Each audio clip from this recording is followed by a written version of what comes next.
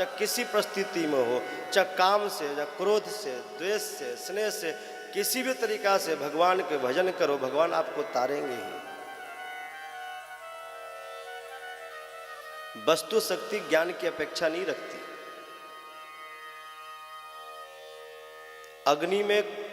अग्नि को जान को छुओ तो भस्म करेगी, अनजान में छुओ तो भस्म करेगी।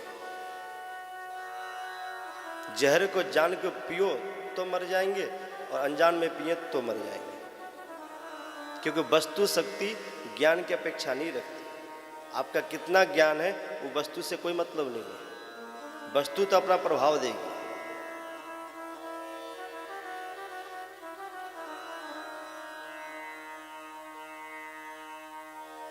जैसे घट है,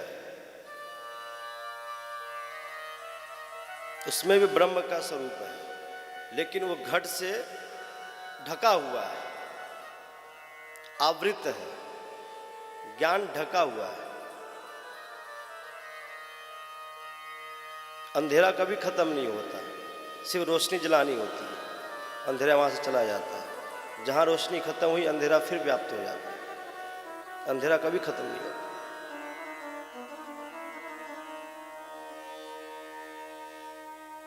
नीचे अग्नि जल रही है, उसके ऊपर कोई बर्तन रखा हो, उसके ऊपर और ही बर्तन रखे हो तो ऊपर आंच का प्रभाव नहीं देगा, लेकिन जो साक्षात अग्नि हो वो तो प्रभावशाली हो जाएगी। तो कृष्ण तो साक्षात ब्रह्म है। तो गोपियां से किसी भी भाव से उनको भजन करे, पूजा करे या शरणागत हो जाए तो भगवान उनको तारेंगे हैं।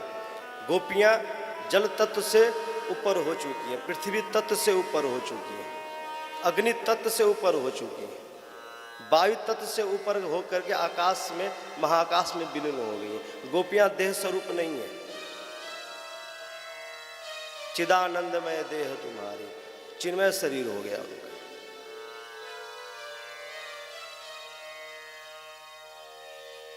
सभी गोपियां पहुंच गई। कुछ गोपियां भगवान के पास नहीं पहुंची, उनके घर वालों ने, माता पिता, भाई बंधु, सखा संबंधी उनको रोक लिए,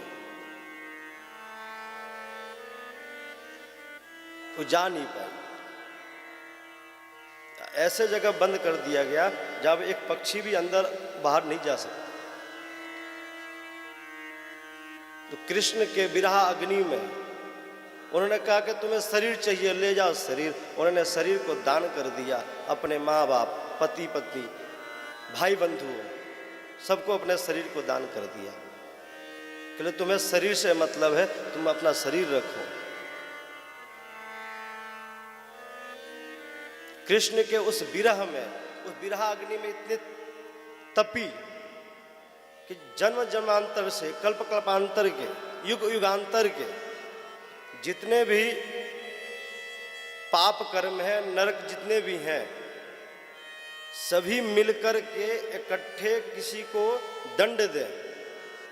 जितने नरक हैं सभी नरक इकट्ठे हो जाएं, जितने भी संसार में कष्ट है वो सब इकट्ठे हो जाएं, वो सब मिलकर के गोपियों को उतना कष्ट नहीं दे सकते जितना कृष्ण के विरह में तप रही हैं।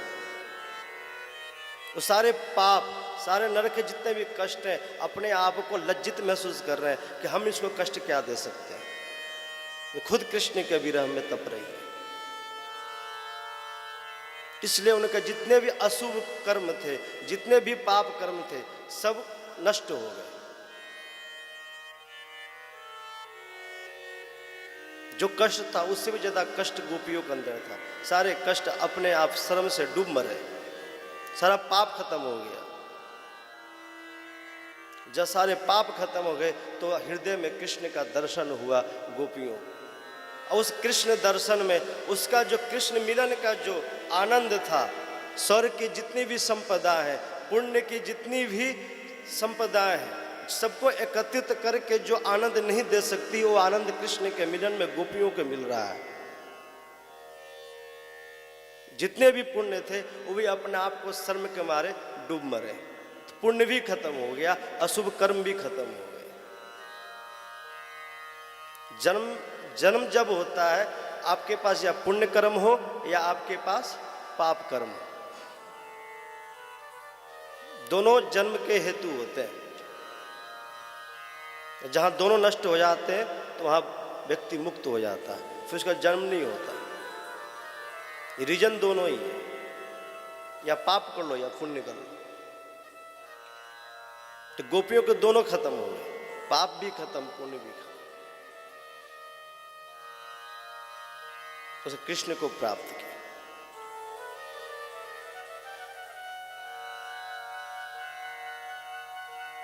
शरीर से तो नहीं पहुंचे, लेकिन आत्मा से कृष्ण के पास उस रास स्थली में पहुंच गए।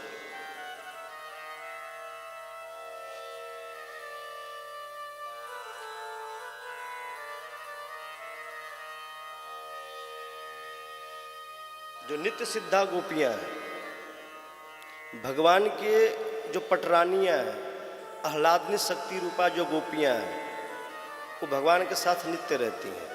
ये श्रुति रूपा गोपियां हैं, नित्य सिद्धा गोपियां हैं, उपासना रूपा गोपियां हैं। ये जो मिथिला के और जो जनकपुरी के जो संत थे, वो सब गोपी भाव में यहाँ पे आए।